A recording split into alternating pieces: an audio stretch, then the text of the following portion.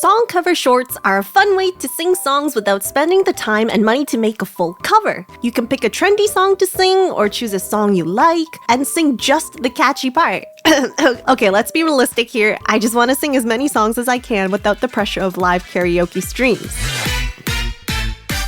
I'm Felynne, and I've been recording and making covers for a couple of years on the internets.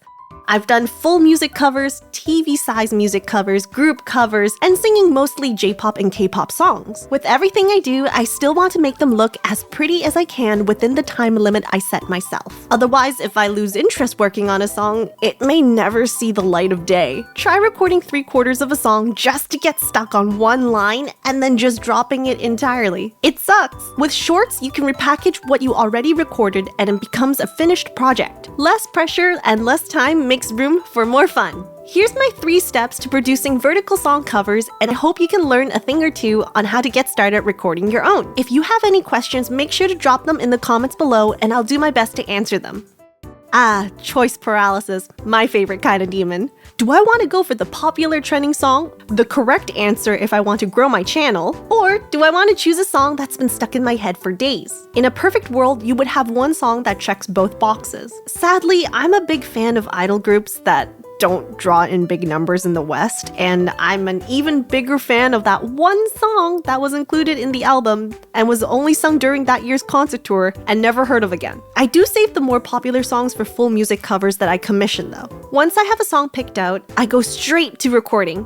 If it's a trend song, I just record the snippet of the song that everyone sings. If I have to pick out a section myself, I usually go for the pre-chorus and build up to the chorus. If I really like the song, I might pick out 1 or 2 more additional shorts. For example, the bridge and kickback is fun to sing, but I can't fit the last chorus in because of the long trailing Mune no Naka part. My recording order is main melody, and then harmonies, and then finally ad-libs if there are any. I then try to time one set of main melody and harmony vocals to the original timing as close as possible. The other tracks I can use vocal line to match the timing of that set, which saves me a lot of time afterwards. I also like to time my tracks before putting them into Melodyne for tuning and refine the timing. Most of the time it's just a quick check to make sure the harmony notes blend well with the main melody. And then I slap everything back into my recording program, which I also use to mix the vocals with the instrumental track. It's really nice when songs come with an off vocal version or an instrumental, but for a lot of album songs, there usually isn't one. I will try to find a fan-created instrumental or create one myself if it doesn't take too much time. If everything else fails, I just make it a cappella if I really want to sing a cover of a song. And speaking of mixing, I am 100% not an advanced mixer or even a professional, but I have enough experience helping out in the community to learn as I go. Pitch, I can usually tell, but EQ, ooh, look at those fancy curves, yay! To this day, I sometimes just press buttons and pray that it sounds okay when I export it. Mixing is my weakest part in the whole process, so kudos to all the mixers out there making my voice sound better than it is. For the video work, I like to use my model to lip sync to the music by recording it through OBS.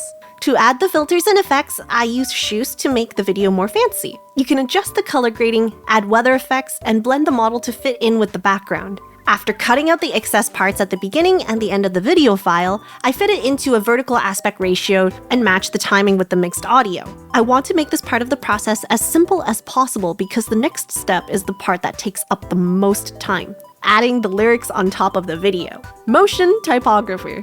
This step isn't necessarily hard, it's just time-consuming. I have to dig up the lyrics written in the language that I sung in, so Nihongo for J-pop and Hangul for K-pop and such. In After Effects, I time all the lyrics to the video file first, and then decide on what effects and transitions I want for each part. If there's punchy lyrics, I need to think about it per syllable. For the more flowy parts, I can think about it as a whole sentence. I can also skip this step entirely if there's a lyric template already available for a popular song, but there just aren't that many templates out there. I will try to post the ones I made on my Ko-Fi for free.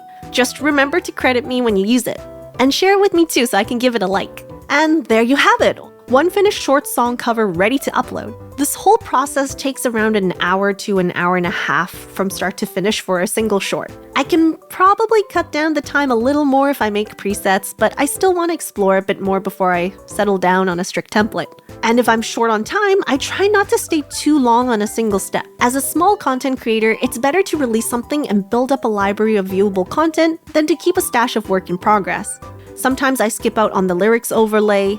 Maybe I don't even do a layer of harmonies. Hey, in the earlier days of song covers on YouTube, people just paste the album art as the visuals.